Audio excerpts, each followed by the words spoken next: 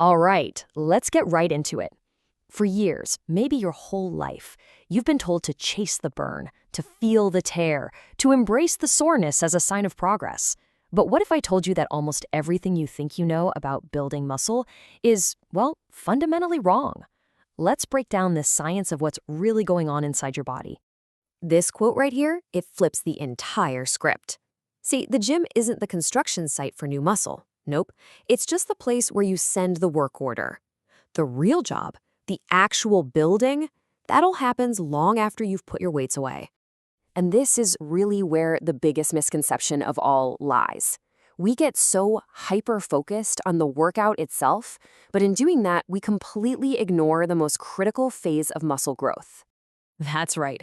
The muscle building process kicks in while you're sitting at your desk, while you're sleeping, while you're doing basically anything but exercising. This is the phase that most people totally mess up, and it's exactly why they don't see the results they're working so hard for in the gym. So, okay, if it's not about tearing your muscles to shreds, then what actually triggers growth?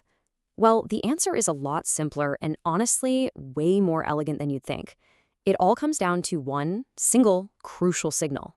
Let's break this down. The myth we've all been sold is that soreness equals growth. That feeling of being wrecked the next day is a badge of honor. But the reality?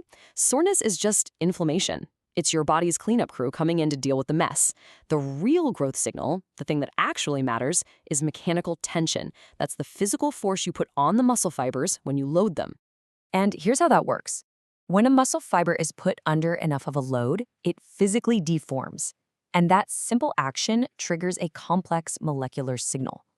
Think of this signal like the foreman on a job site, yelling, "Hey, we need to get bigger and stronger." That signal tells your body to start building new protein.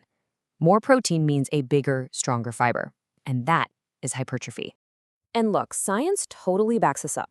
A huge review from McMaster University, one of the top sports science programs in the world, confirmed it. Your muscle doesn't need to be torn to grow. It just needs to be loaded. I mean, think about it. Marathon runners are absolutely destroyed after a race, but their legs don't get bigger. It's the tension, not the damage. Okay, so you went to the gym, you applied that tension, you sent the signal. Awesome. But here's the catch. Your body's construction crew, they only stay on the clock for a very specific amount of time. This timeline shows you exactly what happens. The actual building process, which is called muscle protein synthesis, it spikes and peaks about 24 hours after your workout. But by the 48-hour mark, it's pretty much back to normal. The growth window has slammed shut. So that soreness you might still feel on day 3, that's just the cleanup crew finishing their job long after the builders have packed up and gone home. Now think about what this means for a typical bro split. Chest day on Monday, back on Tuesday. If you train your chest on Monday and don't touch it again until the next Monday, you only gave it 2 days to grow. The other 5 days, it was just waiting. You could literally double the amount of time your muscles spend growing just by training them twice a week instead of once. So we know we need tension, and we need to train muscles more than just once a week. But even if you nail all that, you could be completely sabotaging the entire process with 2 huge mistakes that almost everyone makes outside the gym. This number is just staggering. Just one single bad night of sleep cuts your muscle protein synthesis by 18%. I'm not talking about a week of bad sleep. One night. You do all that hard work in the gym, and then one late night scrolling on your phone just kneecapped your results. Oh, but it gets so much worse. In one diet study, they had 2 groups eat the exact same calorie deficit. The only difference was their sleep. The group that slept less lost 60% more muscle and 55% less fat. Let that sink in. Same food, same deficit, but completely different bodies at the end, all because of sleep.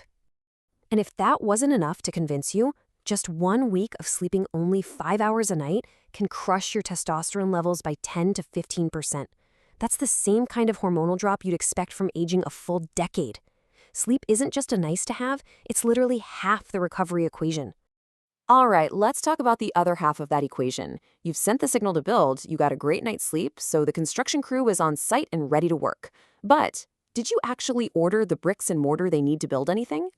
This is the other massive pitfall. Your body needs protein. Those are the raw materials to build a new muscle. But study after study shows that we are just terrible at estimating how much we eat. I mean, sometimes underestimating by as much as half. You might think you're getting enough protein, but if you aren't tracking it, you're really just guessing. So let's put this all together now. Let's forget the old myths, the no pain, no gain stuff. Here is the simple, science-backed formula for what actually, truly works. Number 1, apply progressive tension. You have to keep challenging your muscles. Number 2, slow down your eccentrics. That's the lowering part of every rep. Take at least 3 seconds. Your muscles are way stronger in this phase, and it generates a ton of that growth signal. Number 3, sleep 7+ hours. This is non-negotiable. It's literally where the growth happens. And finally, number 4, eat enough protein. Give your body the building blocks it's begging for. So please, stop chasing soreness. Your muscles don't grow because they hurt. They grow because you did 3 things right. You loaded them with tension, you fed them with protein, and you rested them with enough sleep to let them rebuild stronger than before. That's it. At the end of the day, that hour you spend in the gym, all it does is start a clock. Everything that actually determines your success or your failure happens in the 48 hours that follow. That right there is the whole game. So the real question is, are you playing to win